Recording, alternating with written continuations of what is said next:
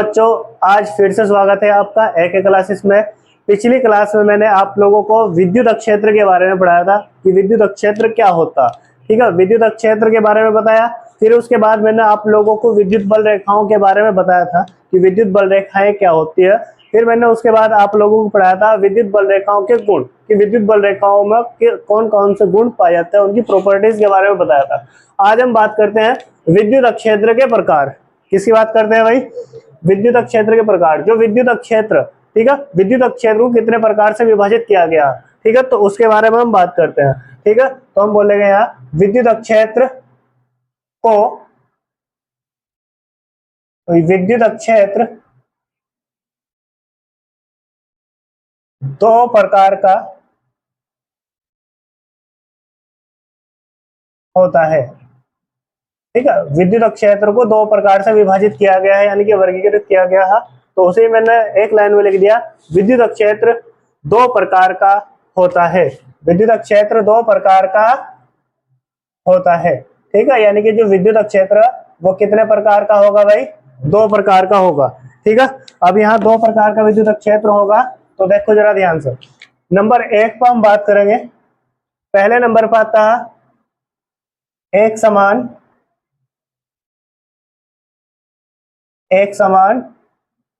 या समरूप विद्युत क्षेत्र।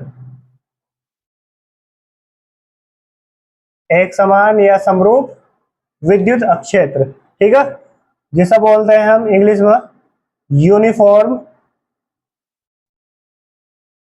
Electric field.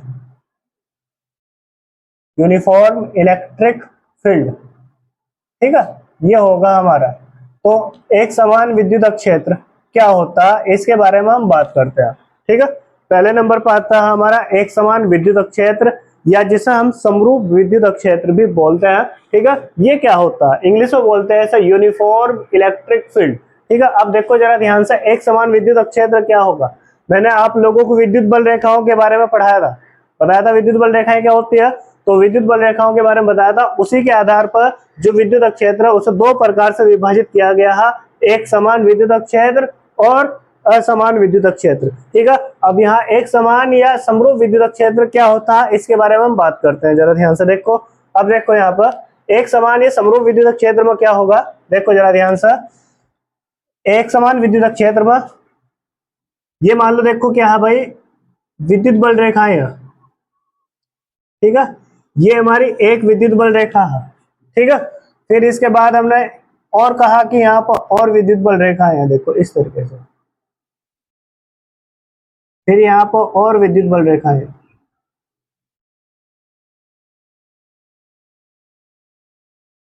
और विद्युत बल रेखाएं।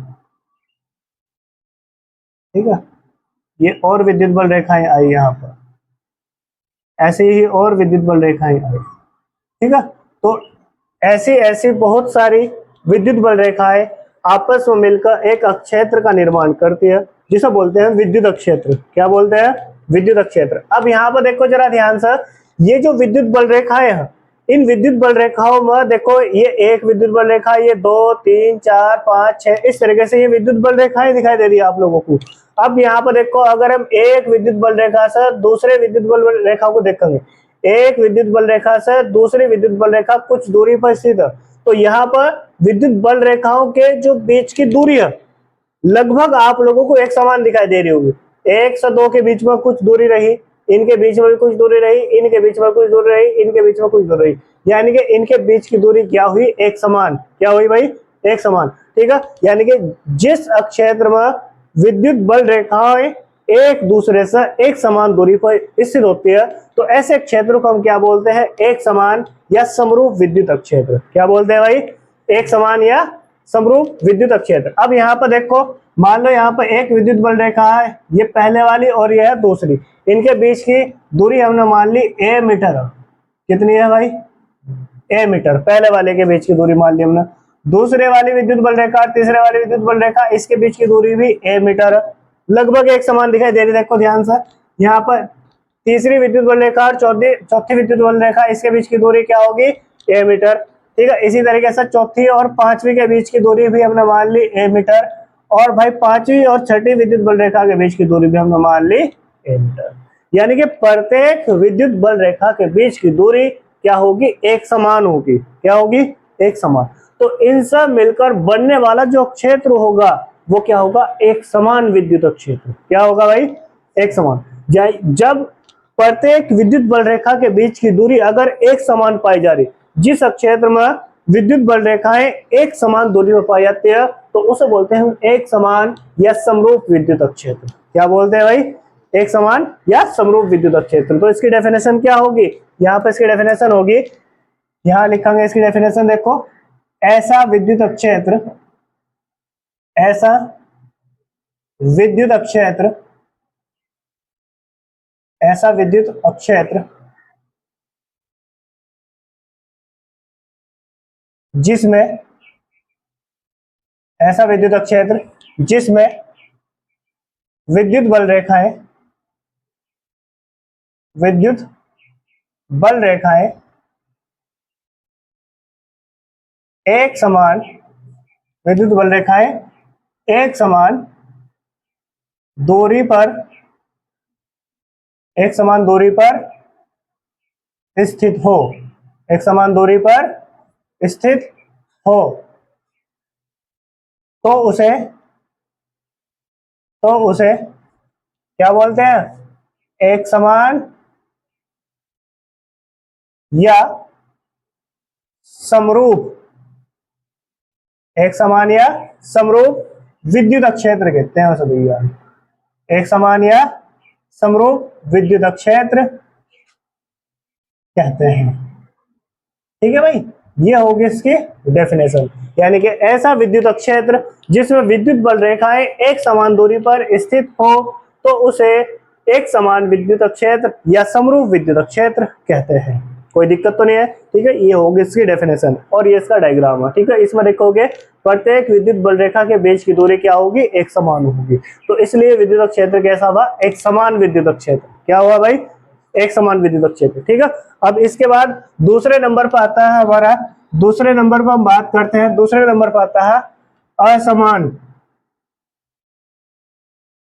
असमान या असमरूप,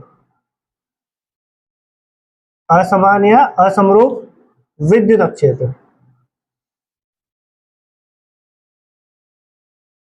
असमान या असमरूप विद्युत क्षेत्र जिसे बोलते हैं अनयूनिफॉर्म, अनयूनिफॉर्म इलेक्ट्रिक फील्ड। शॉर्ट फॉर्म में लिख दिया मैंने सर, अनयूनिफॉर्म इलेक्ट्रिक फील्ड। ठीक है, यहां से नाम से ही आप लोगों को पता चल रहा होगा, देखो यहाँ लिखा हुआ असमान या असमरूप, यानी कि एक ऐसा विद्युत क्षेत्र जिसमें विद्युत बल रेखाएं अलग अलग दूरी पर पाई जाएगी। तो ऐसे क्षेत्र को हम क्या बोल लेंगे, असमान या असमरूप विद्युत क्षेत्र। ठीक है, देखो जरा ध्यान से डायग्राम के थ्रू समझते हैं। मान लो इसमें एक विद्युत बल रेखा इधर की ओर ये जा रही है, ठीक है भैया, एक विद्युत बल रेखा इधर की ओर ऐसा जा रही है वाली, ठीक है, एक विद्युत बल रेखा थोड़ी सी इधर को और जा रही है, ठीक है, एक विद्युत बल रेखा इधर की ओर जा रही थोड़ा सा, ठीक है। ये विद्युत बल रेखाएं हैं, देखो अलग अलग दूरी पर दिखाई दे रही होगी। मैंने कहा इनके बीच की दूरी मान लो यहाँ पर a मीटर रही, ठीक है, इन दोनों के बीच की दूरी मान लो कहीं b मीटर रही, ठीक है, इस वाले के बीच की दूरी देख लो क्या रही, मान लो c मीटर रही, ठीक है। यानी कि प्रत्येक विद्युत बल रेखा के बीच की दूरी क्या हुई, अलग अलग। क्या हुई भाई, अलग अलग। इसका मतलब ये कैसा विद्युत क्षेत्र हुआ, असमान या असमरूप विद्युत क्षेत्र से बोलते हैं, ठीक है। तो यानी कि ऐसा विद्युत क्षेत्र, इसकी डेफिनेशन भी यहां लिखेंगे हम, ऐसा विद्युत क्षेत्र, ऐसा विद्युत क्षेत्र जिसमें, ऐसा विद्युत क्षेत्र जिसमें विद्युत बल रेखाएं, जिसमें विद्युत बल रेखाएं, जिसमें विद्युत बल रेखाएं अलग अलग, अलग अलग दूरी पर होती है, अलग अलग दूरी पर होती है, तो उसे, तो उसे असमान या असमरूप विद्युत क्षेत्र कहते हैं। ठीक है भैया, असमान या असमरूप विद्युत क्षेत्र कहते हैं। ठीक है, तो यानी कि ऐसा विद्युत क्षेत्र जिसमें जो विद्युत बल रेखाएं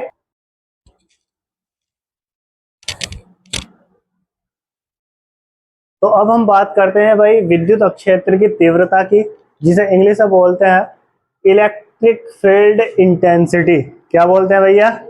इलेक्ट्रिक फील्ड इंटेंसिटी। ठीक है, अब देखो इसके बारे में हम बात करते हैं विद्युत क्षेत्र की तीव्रता क्या होती है, इसे समझते हैं थोड़ा ध्यान से। ठीक है, अब देखो जरा ध्यान से।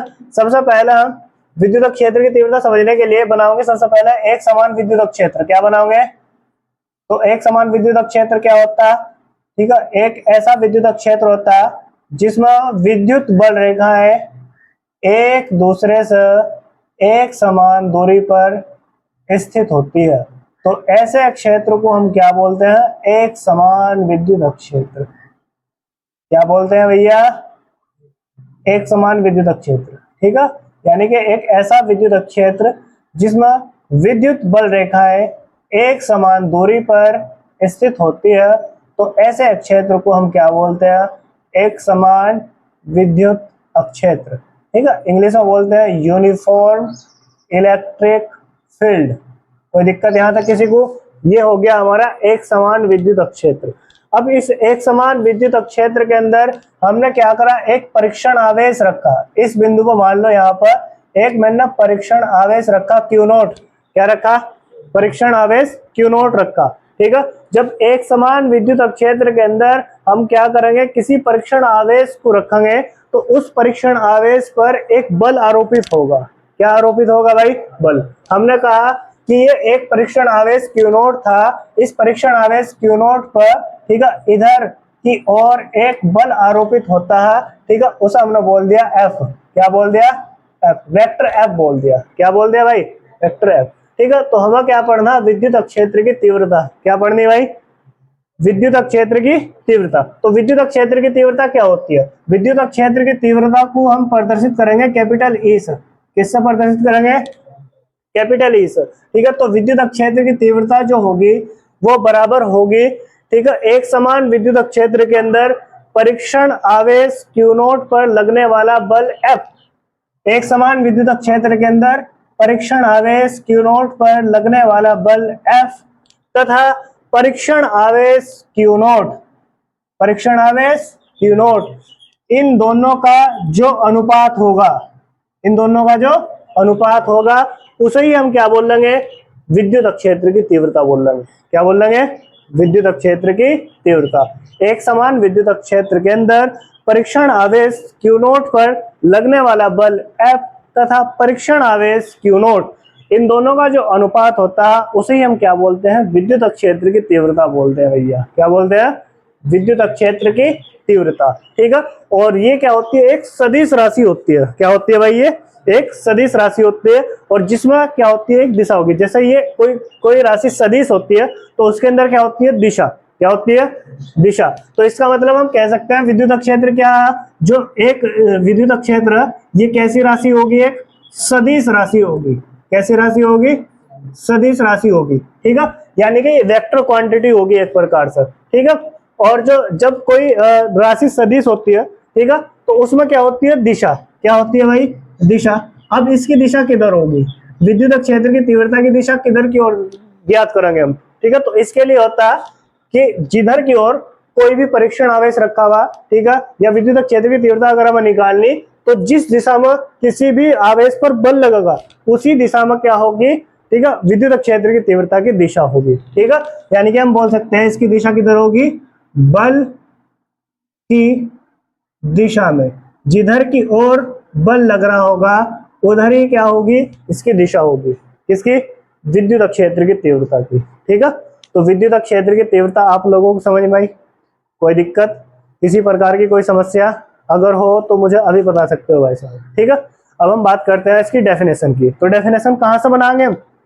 डेफिनेशन बनाएंगे इस फॉर्मूले से। किससे बनाओगे? फॉर्मूले से। ठीक है, अब ये क्या था हमारा? एक समान विद्युत क्षेत्र। क्या था ये? एक समान विद्युत क्षेत्र। एक समान विद्युत क्षेत्र के अंदर क्या स्थित था? परीक्षण आवेश। क्या था? परीक्षण आवेश क्यू नॉट। परीक्षण आवेश क्यू नॉट, ठीक है। एक समान विद्युत क्षेत्र के अंदर परीक्षण आवेश क्यू नॉट जब स्थित होगा तो उस पर क्या होगा? एक बल आरोपित होगा। क्या होगा भाई? बल आरोपित होगा। तो किसी भी एक समान विद्युत क्षेत्र के अंदर परीक्षण आवेश क्यू नॉट पर लगने वाला बल F तथा परीक्षण आवेश क्यू नॉट, इन दोनों का ये क्या है? अनुपात। जब कोई चीज बटे में लिखी होती है तो वो क्या होता है? अनुपात, ठीक है। तो इन दोनों के अनुपात को हम क्या बोलते हैं? विद्युत क्षेत्र की तीव्रता बोलते हैं भाई। क्या बोलते हैं? विद्युत क्षेत्र की तीव्रता, ठीक है। चलो अब इसकी डेफिनेशन हम यहीं पे लिखते हैं, ठीक है। लिख दो भाई, डेफिनेशन लिख दूं, कोई दिक्कत तो नहीं है। अब हम बात करते हैं डेफिनेशन की। तो एक समान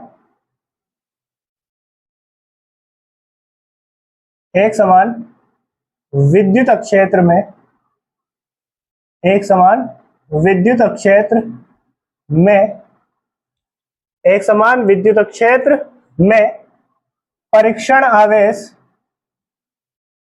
परीक्षण आवेश,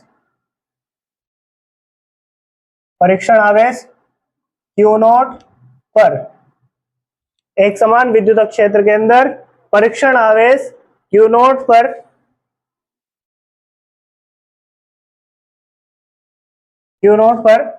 लगने वाला बल, ठीक है, जिसे बोलते हैं कैपिटल F, तथा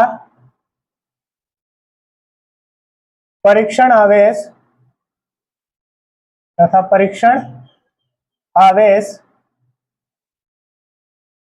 क्यू नॉट, इन दोनों के अनुपात को, इन दोनों के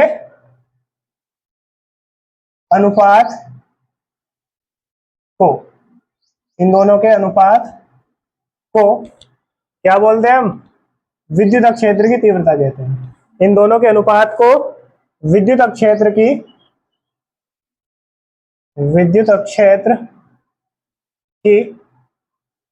तीव्रता कहते हैं। इन दोनों के अनुपात को हम क्या बोलते हैं? विद्युत क्षेत्र की तीव्रता कहते हैं, ठीक है। इसे कैपिटल E से प्रदर्शित करते हैं, इसे कैपिटल E से प्रदर्शित करते हैं, ठीक है। अर्थात इसके लिए फॉर्मूला क्या होगा भाई? फॉर्मूला हमने बताया आप लोगों को अभी, E बराबर F अपॉन क्यू नॉट, ठीक है। ये किसके लिए फॉर्मूला हो गया? विद्युत क्षेत्र की तीव्रता के लिए। इसकी डेफिनेशन बिल्कुल आसान तरीके से आप बना सकते हो। ये क्या है हमारे पास? एक समान विद्युत क्षेत्र, क्या है ये? और इस एक समान विद्युत क्षेत्र के अंदर ये क्या रखा हुआ है? यहाँ परीक्षण आवेश। क्या रखा गया? परीक्षण आवेश, ठीक है। तो एक समान विद्युत क्षेत्र के अंदर क्या स्थित है? परीक्षण आवेश, ठीक है। एक समान विद्युत क्षेत्र के अंदर परीक्षण आवेश क्यू नॉट पर लगने वाला बल, क्यू नॉट पर बल लग रहा है तो उस बल को हमने बोल दिया F, ठीक है। तो एक समान विद्युत क्षेत्र के अंदर परीक्षण आवेश क्यू नॉट पर लगने वाला बल F तथा परीक्षण आवेश क्यू नॉट, इन दोनों का ये क्या है? अनुपात। इसे हम क्या बोलते हैं? विद्युत क्षेत्र की तीव्रता बोलते हैं। उसकी डेफिनेशन में वहां लिखी है। अर्थात इसका फॉर्मूला हो क्या होगा? वेक्टर E बराबर vector F upon Q not, ठीक है। ये विद्युत क्षेत्र की तीव्रता के लिए फॉर्मूला होगा। और ये राशि कैसी होगी? सदिश होगी। और सदिश राशि में क्या होती है? दिशा। और इसकी दिशा किधर होगी? विद्युत क्षेत्र की तीव्रता की दिशा किधर होगी? बल की दिशा में। जिधर की ओर बल लग रहा होगा उधर ही क्या होगी? विद्युत क्षेत्र की तीव्रता की दिशा होगी, ठीक है। अब इसके बाद हम बात करते हैं इसका मात्रक। इसके बाद हम किसकी बात करते हैं भाई? मात्रक, ठीक है। ये विद्युत क्षेत्र की तीव्रता है, इसके लिए मात्रक की भी बात करते हैं हम। पहले इसके लिए हम सिंपल मात्रक की बात करते हैं। पहला मात्रक हम फॉर्मूले से बनाओगे इसका, ठीक है। अब यहाँ पर देखो ऊपर क्या लिखा हुआ? E बराबर F अपॉन क्यू नॉट लिखा हुआ। F का मतलब क्या है? बल। और बल का मात्रक क्या होता है भाई? न्यूटन। क्या होता है? न्यूटन। और इसके बटे में क्या लिखा हुआ? Q not. क्यू नॉट का मतलब होता है आवेश, और आवेश का मात्रक क्या होता है? कूलम्ब। तो इसका जो मात्रक होगा, पहला जो मात्रक होगा वो होगा न्यूटन प्रति कूलाम। क्या होगा भाई? न्यूटन प्रति कूलाम। ठीक है। दूसरा मात्रक देखो, इसका दूसरा मात्रक क्या होता है? इसका दूसरा मात्रक होता है वोल्ट प्रति मीटर। वोल्ट प्रति मीटर। ठीक है, वोल्ट प्रति मीटर इसका दूसरा मात्रक होगा। ठीक है। फिर एक और होता है इसका तीसरा मात्रक, वो भी आप लोगों को ध्यान रखना। इसका जो तीसरा मात्रक है जूल प्रति कूलाम इंटू मीटर। जूल प्रति कूलाम इंटू मीटर तीसरा मात्रक होता है इसका। ठीक है, कोई दिक्कत तो नहीं है किसी को, कोई परेशानी हो किसी तरीके की? ठीक है। अब हम बात करते हैं, जब हमने इसका मात्रक निकाल लिया, जब किसी भी चीज का हम मात्रक निकाल लेते हैं, उसके बाद हम क्या निकालते हैं? उसकी विमा। क्या निकालते हैं भाई?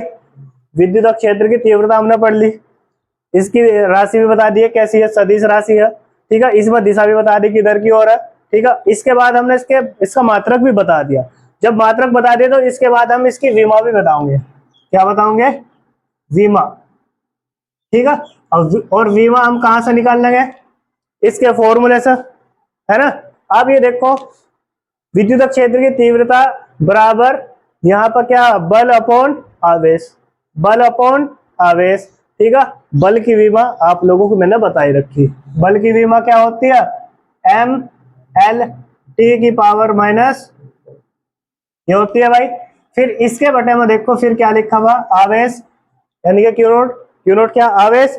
आवेश की विमा आप लोगों को सबसे पहली क्लास में मैंने आप लोगों को निकलवाई थी, क्या थी? एटी। क्या थी भाई? एटी। ठीक है। अब देखो ये पूरा ऊपर ले जाओ उठाकर। ठीक है, ये जो पूरा मान है ऊपर ले जाओ उठाकर। इसकी पावर भी प्लस की एक है, इसकी पावर भी प्लस की एक है। ऊपर जाकर जो चीज प्लस की क्या की हो जाएगी? वो माइनस की। ठीक है, यानी कि हम कह सकते हैं विमा जो होगी वो होगी एम एल टी की पावर माइनस 2। ऊपर वाला तो सेम टू सेम ऐसा ही लिखा हमने। ठीक है। फिर इसके बाद बड़े ब्रैकेट के अंदर ए की पावर कितनी थी? 1, तो कितनी हो जाएगी? -1। ठीक है, फिर टी की पावर कितनी थी? 1, तो वह भी कितनी हो जाएगी? -1। इस तरीके से हो जाती है, कोई दिक्कत तो नहीं है। अब इन दोनों को हम मिलाते हैं। इसमें देखो m है, क्या इसके अंदर m है? नहीं है, तो आराम से एक बार m लिख दो। लिख दिया। फिर इसके बाद यहाँ पर देखो l, इसमें है लेकिन इसके अंदर नहीं है, तो l भी आराम से जैसा है ऐसा ही लिख दो। फिर हमने देखा t की पावर यहाँ पर -2 है, क्या t इसके अंदर है? हाँ भाई है। t की पावर यहाँ -2, यहाँ t की पावर -1। -2 और -3 कितना? -1 कितना हो गया? t की पावर -3। ठीक है, फिर a की पावर -1 है था, वो इसके अंदर है ही नहीं। ठीक है, इन्हें उठाकर मिला दिया, तो ये क्या होगी? हमारी विद्युत क्षेत्र की तीव्रता की विमा होगी। और जब हम किसी भी फॉर्मूले की विमा निकाल देते हैं, उसके बाद लास्ट में क्या निकालते हैं? मोल मात्रक। क्या निकालते हैं भाई? अब यहां पर लिख देते हैं इसका मोल मात्रक। मोल मात्रक। मोल मात्रक किस चीज से निकालते हैं हम? मोल मात्रक किससे निकालते हैं? विमा से। ठीक है, अब देखो इससे निकालते हैं मोल मात्रक को। देखो m, capital M। Capital M का मतलब होता है मास। मास का मतलब हिंदी में द्रव्यमान, और द्रव्यमान को मापते हैं हम किलोग्राम में। ठीक है, तो यहाँ होगा किलोग्राम, केजी। ठीक है, मूल रूप से किलोग्राम में मापते थे जब किसी का हम द्रव्यमान मापते थे। ठीक है, फिर इनटू यहाँ पर क्या है? एल। एल का मतलब है लेंथ। लेंथ का मतलब लंबाई, और लंबाई एक प्रकार की दूरी, और दूरी का मात्रक क्या होता है? मीटर। क्या होता है भाई? मीटर। ठीक है, फिर इनटू, फिर यहाँ पर देखो टी। टी का मतलब होता है टाइम। टाइम को हिंदी बोलते हैं समय, और समय का मात्रक क्या होता है? सेकंड, यानी कि सेकंड की पावर -3 इनटू, फिर इसके बाद ए का मतलब एम्पियर। ठीक है, इसका मात्रक तो एम्पियर होता है, यानी कि एम्पियर की पावर कितना होगा? माइनस। ठीक है, तो ये होगा इसका मूल मात्रक। ठीक है, तो ये थी हमारी विद्युत क्षेत्र की तीव्रता। इससे संबंधित जितनी भी बातें थी मैंने इस टॉपिक में आप लोगों को पूरी तरीके से समझा दी। अब इससे आगे की बात में अभी बताऊंगा आप लोगों को, नोट डाउन कीजिए पहले। तो अब हम बात करते हैं जो विद्युत क्षेत्र की तीव्रता से संबंधित है, उसमें कुछ नोट पॉइंट होते हैं। तो यहाँ पर नोट नंबर 1 की हम बात करते हैं। इसमें जरा ध्यान से समझो क्या होगा। जो हमारा नोट नंबर 1 है, अगर मान लो हमारे पास कोई धनात्मक आवेश है या ऋणात्मक आवेश है, उसके कारण विद्युत क्षेत्र की तीव्रता किधर किधर की ओर होगी, उसके बारे में हम बात करते हैं। जैसे मान लो हमारे पास ये कोई धनात्मक आवेश है, क्या है भाई, धनात्मक आवेश। कैसा आवेश है, धनात्मक आवेश। तो ध्यान रखना, धनात्मक आवेश के कारण जो विद्युत क्षेत्र की तीव्रता की दिशा होगी, विद्युत क्षेत्र की तीव्रता की दिशा सदैव बाहर की ओर होती है। किधर होती है, बाहर की ओर। धनात्मक आवेश के कारण विद्युत, तो हम बात करते हैं धनात्मक आवेश के कारण, धनात्मक आवेश के कारण, धनात्मक आवेश के कारण विद्युत क्षेत्र की तीव्रता की दिशा, तीव्रता की दिशा सदैव